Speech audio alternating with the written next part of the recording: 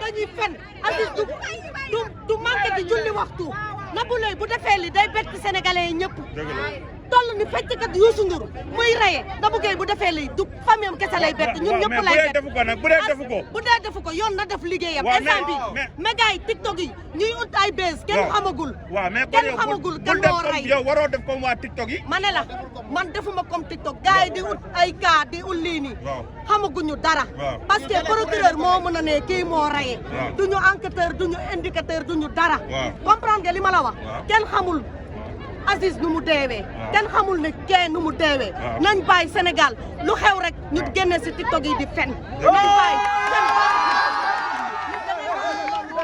nit doomu aadama da ngay wax lu la wóor nga wax lu nga xam baal ba justice def liggéeyam justice bu defee liggéeyam fii ku fi rey Sénégal nañ la rey mais yow lan nga ci Aziz yow man Aziz sama xarit la ñun ñoo nekkandoo woon fii may dem sëy Mbuur dama koy gis moo ak Momo Dieng dañuy ñëw Mbuur Aziz ku ko nee góor jigéen la damay ne day fen parce que Aziz bu ñëwee bu waree def daram saa day julli waxtoom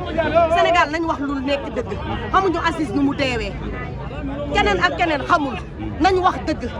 nañ bàyyi ba justice ne kii moo reye Sénégal nañ bàyyi seen TikTok yi mu ngi dugal nit ñi loo xam ne la lu bëri te dina tëj lu ñu bëri nga ni ci biir nga jógee ci ban situation nga man dafa am ku ma doon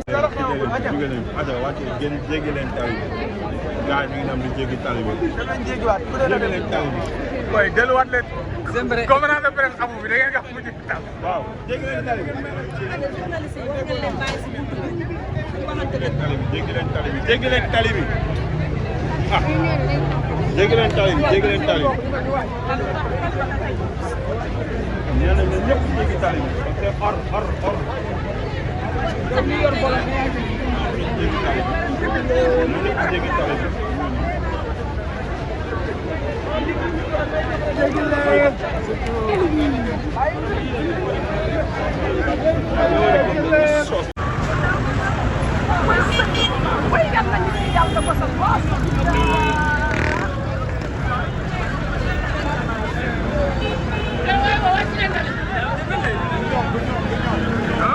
ñoom de